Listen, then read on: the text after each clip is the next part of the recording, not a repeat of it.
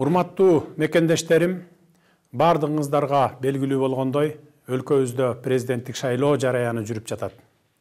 Мен да бүгүн президенттик шайлоого катышуу үчүн арыз бердим. Ошого байланыштуу сиздерге кайрылып отурам. 2020 жылдын 4 октябрындагы парламенттик шайлоодогу мыйзам бузуулар 5-6 октябрдагы элдик толкундоолордун келип чыгышына себеп болду. Бишкекте жана башка аймактарда нааразычылык акцияларга миңдеген адамдар катышты. Алар кайра шайлоо өткөрүүнү, президенттин отставкасын катуу талап кылышты. Натыйжада Борбордук шайлоо комиссиясы 4 октябрдагы шайлоонун натыйжаларын жокко чыгарууга аргасыз болду. Элдин талабы боюнча мурдагы өкмөт отставкага кетти жана өлкө конституциясында белгиленген тартипте жаңы өкмөт түзүлдү. Президент Сооронбай Жээнбеков өз ыктыяры менен кызматтан чегинди. Бул 21 кылымдын башындагы Кыргызстанда болгон ири бурулуш окуялардын бири экендигинде шек жок. Бул жеңиш жалпы Кыргызстандын элинин жеңиши болду. Элдик бийлик кыска мезгил ичинде өлкөбүздө саясий жана социалдык туруктуулукту калыбына келтирди. Бардык эл аралык милдеттенмелер, буга чейинки эки тараптуу жана көп тараптуу келишимдер жана макулдашуулар толугу менен аткарылууда. Ошол эле учурда, урматтуу мекендештер, алдыбызда олуттуу жана жооптуу маселелер бар. Биринчи, элдин талабын аткаруу максатында конституциялык реформалар даярдалууда. Жакынкы күндөрү Конституциянын жаңы долбоору Жогорку Кеңештин кароосуна берилет. Баш мыйзамга өзгөртүүлөр боюнча ар бир жарандын сунушу эске алынат. Жаңы Конституциянын долбоору эл тарабынан колдоого ээ болсо, өлкөдө башкаруунун жаңы системасы түзүлөт. Экинчи, келерки парламенттик шайлоолорду конституциялык реформалар аяктагандан кийин 2021 жылдын жаз айларында өткөрүү болжолдонууда. Бул маселе боюнча Жогорку Кеңеш тийиштүү мыйзам кабыл алып, мен ага кол койгом. Үчүнчү, Борбордук шайлоо комиссиясы мөөнөтүнөн мурдагы президенттик шайлоону 2021 жылдын 10 январына белгиледи. Урматтуу мекендештерим, ушуга байланыштуу мен өлкө президентинин ыйгарым укуктарын мыйзам чегинде тапшырып берип, премьер-министр катары ыйгарым укуктарымды токтотуп, президенттик шайлоого катардагы жаран катары катышайын деп чечтим. Мындан ары президенттин милдетин баш мыйзамга ылайык Жогорку Кеңештин төрагасы аткарат. Учурдан пайдаланып, менин талапкерлигимди колдогон бардык саясий күчтөргө, коомдук ишмерлерге, жарандык коомго, медиа тармагына, илимий жана чыгармачыл чөйрөнүн өкүлдөрүнө рахмат айтам. Мага саясий кырдаалга байланыштуу ар кандай саясий күчтөрдүн басымына карабастан бир эмес 3 ирет ишеним көрсөтүп келген Жогорку Кеңештин депутаттарына терең ыраазычылык билдирип, рахмат айтам. Мындан тышкары, чогуу иштешкен бардык бийлик бутактарынын, мамлекеттик жана жергиликтүү өз алдынча башкаруу органдарынын жетекчилерине терең ыраазычылык билдирем. Президенттик жарышка аттанган болочоктогу атаандаштарымдын ар бирин урматтайм жана аларга ийгилик каалайм. Ошол эле учурда суранып кетер элем. Шайлоодо өлкөбүздүн түндүк түштүккө, элибиздин урууруга жана тууган туушканга бөлүнүшүнө жол бербейли. Ар бирибиз үчүн элибиздин тынчтыгы, коомубуздун ынтымагы жеке мансаптан бийик болуш керек. Шайлоонун шары менен амбиция калтырып, өлкөбүздүн бүтүндүгүнө, мамлекетибиздин бекемдигине доо кетирбейли. Сүйүктүү Кыргызстаныбыздын тагдыры саясаттын курмандыгы болбош керек. Биз баарыбыз кыргызстандыкпыз. Биз бирдиктүү жана көп улуттуу элбиз.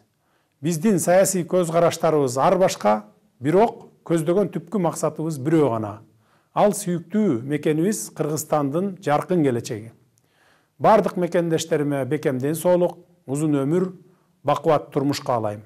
Жергебизде тынчтык, эл ичинде биримдик, ынтымак, рашкерлик болсун. Өлкөбүз гүлдөп өнүксүн. Биздин ураан бирдиктүү эл, өнүккөн өлкө. Көңүл бурганыңыздар үчүн ыраазычылык билдирем.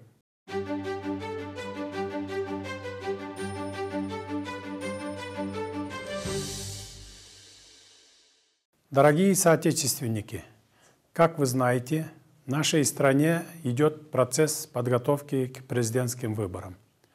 Я тоже сегодня подал заявление для участия в выборах на пост президента.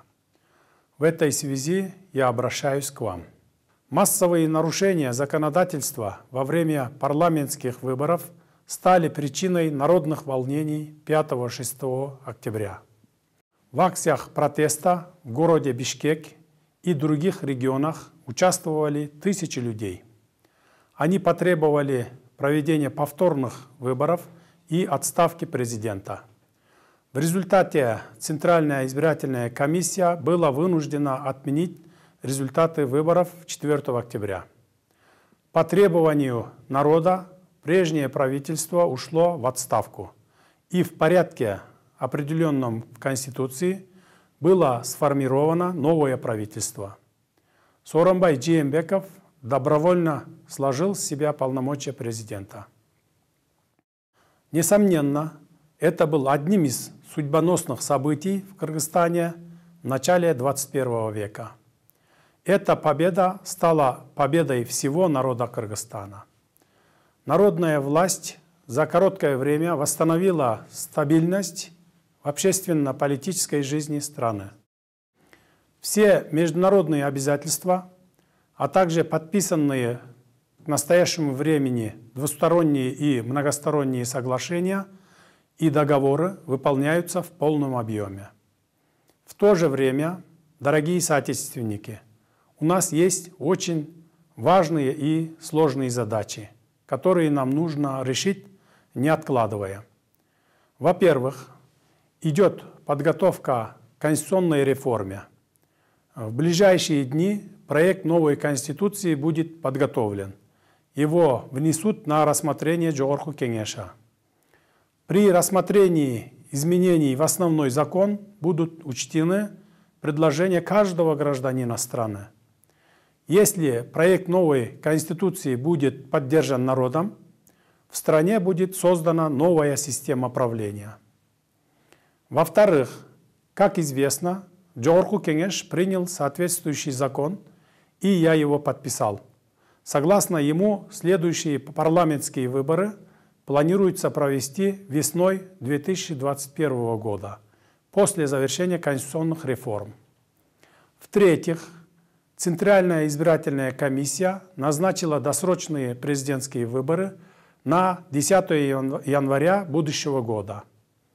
Дорогие соотечественники, в связи с этим, как ранее заявлял, я решил сложить с себя полномочия президента страны, а также приостановить должностные полномочия премьер-министра Кыргызской Республики, и как рядовой гражданин буду участвовать на предстоящих президентских выборах.